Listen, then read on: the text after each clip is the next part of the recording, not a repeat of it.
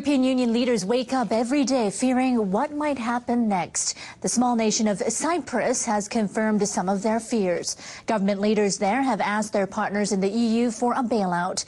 Cyprus is the fifth Eurozone country to make such a demand.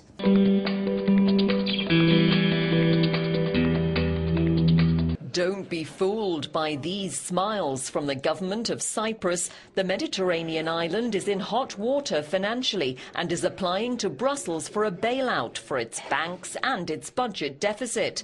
Its financial sector has been heavily exposed to the debt crisis in Greece, with which Cyprus shares a language, culture and close political links.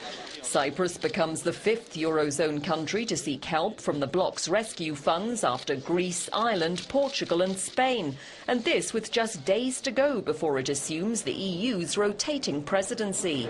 With its coffers emptying rapidly, Cyprus has also suffered a credit rating cut by the Fitch agency to non-investment or junk status.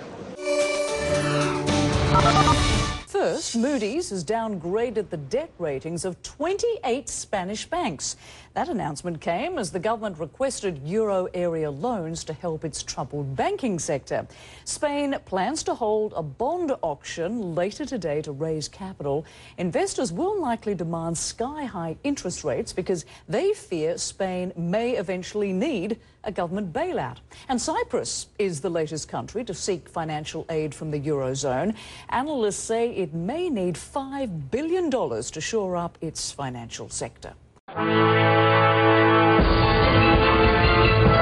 Rating agency Fitch says the country could need up to €6 billion to clean up its banks.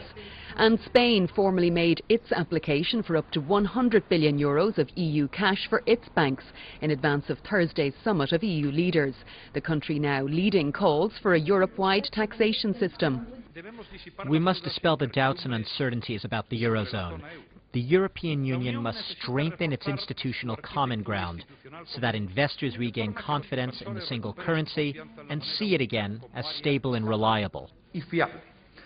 And continuing the kite flying, the German Chancellor wants it noted she has no intention of writing a blank cheque as part of any new drive for growth over austerity.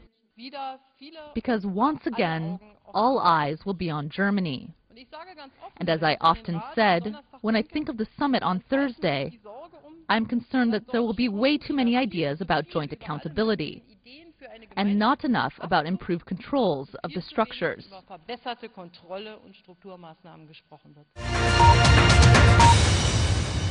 Well, of course, Spain have only just formally requested the banking bailout, but we don't know any details as the process of that, how it's going to work out. We don't actually know how much Spain is going to request or to require. Yes, we had those audits of the banking system last week, which were talking about up to €62 billion. But as the property loans continue to sour, that number will be continuing to go up and up. And I think that's probably one of the reasons why Moody's are particularly concerned about the Spanish banking sector. So still a number of concerns and caveats there.